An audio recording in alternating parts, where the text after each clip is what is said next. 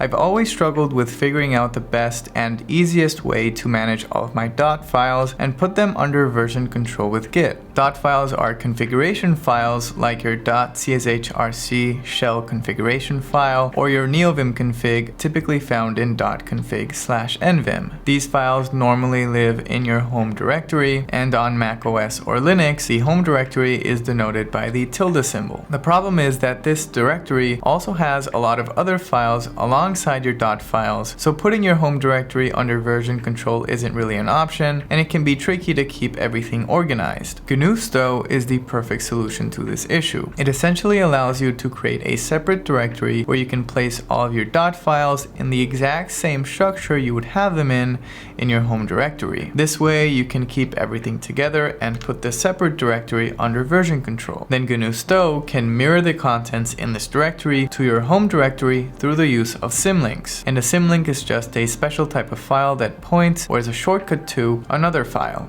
Let's dive deeper and I'll show you how to get it installed, how to set it up, and how everything works. The first thing we need to do is install Stow. I'm on a Mac, so I'm going to use Homebrew to do this. I'm going to do brew install Stow. I'm currently in my home directory where my dot files live. For example, I have here a .cshRC, .tmux.conf, and .westerm.lua configuration files for tmux for my terminal and for the shell.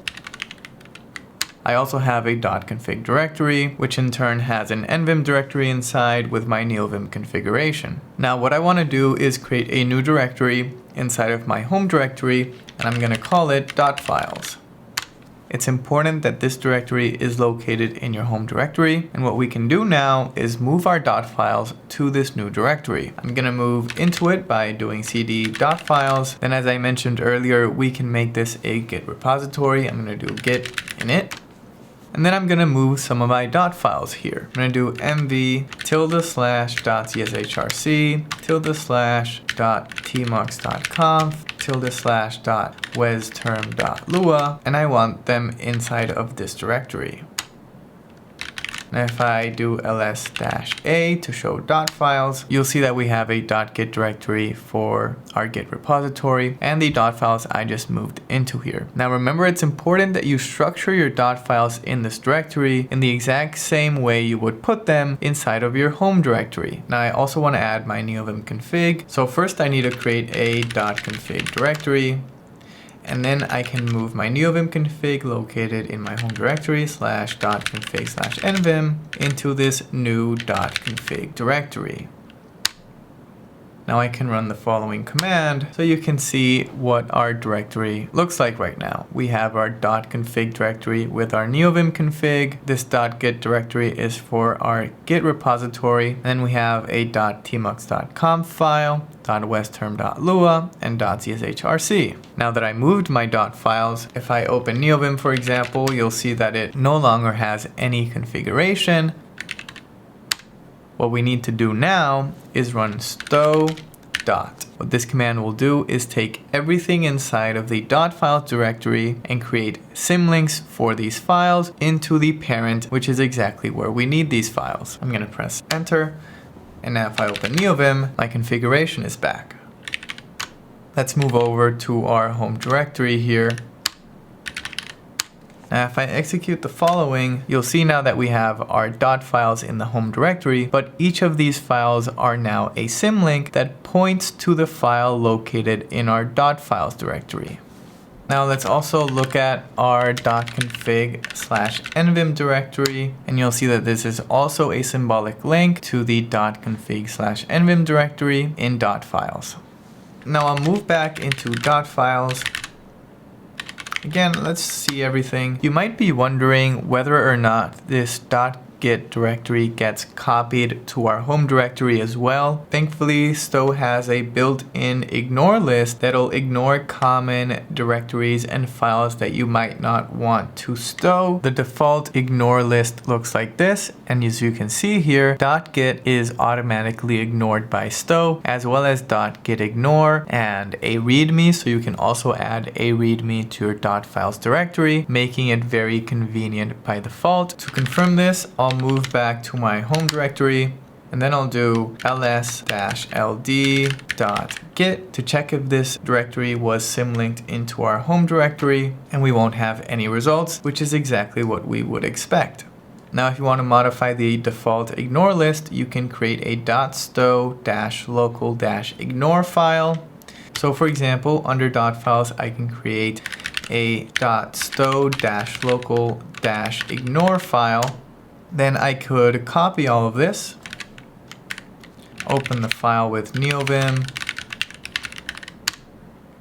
paste it in, and then I can modify this to my liking, add any more files that I want Stow to ignore, so on and so forth.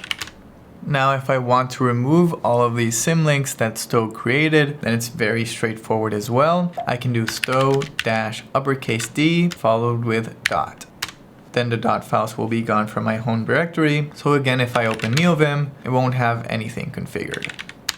Additionally, if your .files directory is not located in your home directory, you'll also need to specify your home directory as the target. So you can do stow-t and then specify your home directory as the target, and then which directory you want to mirror, which is the current directory. By default, Stow's target directory is the parent. So that's why I didn't need to do that earlier. Furthermore, let's say you want to have more detailed control over what Stow will copy over to your home directory. Let's say I just want to copy over my NeoVim config without copying over anything else. I could use the ignore file, but another approach you can take is to create a new directory here called nvim, then create another one inside called .config, and move your NeoVim configuration into this new directory. I'm going to execute the following here so you have a better idea of what this looks like. We have an nvim directory with the NeoVim config inside, structured in the same way we would need it in our home directory. And then instead of doing stow dot to mirror everything inside of the .files directory, we want to do stow nvim to mirror everything inside of the nvim directory instead. I'll go ahead and do that. And now again, if I open NeoVim, my NeoVim configuration is back. Now, if you want to do this for your tmux config as well, for example, again, you would create a new directory called tmux and then structure that how you would need it in your home directory. So I just move the .tmux.conf file to this directory. You would have something that looks like this. And then you would do stow tmux. That will place a symlink in the home directory to the .tmux.conf file. If I go back to my home directory and I run the following, you'll see a symlink called .tmux.conf that points to the .tmux.conf file under .files/tmux, as well as a symlink for your NeoVim config that points to the new location of the .config/nvim directory under .files. Now again, if you want to remove these symlinks, then you would have to do them individually. You would do stow-d and remove my NeoVim config, and stow-d remove my tmux config. I prefer doing it the other way, where I can just run stow dot and mirror everything inside of the .files directory. So I'm just going to move everything back.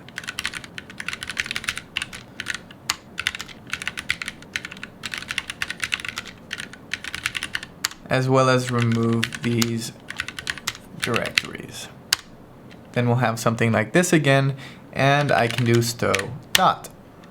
Finally, we can add a remote Git repository for this, so we can easily install our .files on a different computer. I'll use GitHub for this. I can create new here to create a new GitHub repository, give it a name. I can call it dots, for example.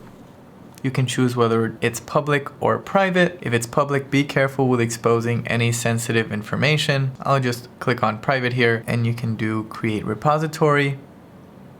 Then we can connect the remote repository with this following command. I'll go back to the terminal, paste that in. Then we can git add everything, do a commit.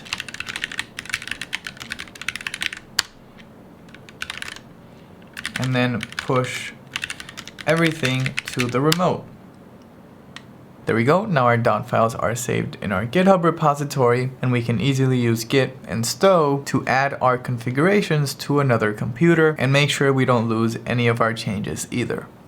If you want to, you can also add a README here. You could do touch README.md and open that up. Add any instructions here. Save this file. Then again, you can do git add everything, commit, added a README, and then push that up to the remote. Remember that the stow default ignore list will automatically ignore this README file when creating the symlinks. You'll see that this README is empty here. I can refresh, and you can see the changes we made here. Alright you guys, that's it for this video. I hope you enjoyed it and found it interesting and helpful. If you did, don't forget to leave a like down below. Let me know in the comment section if you have any questions or feedback for me. And don't forget to subscribe to the channel to see more content like this from me. See you guys in the next one. Peace.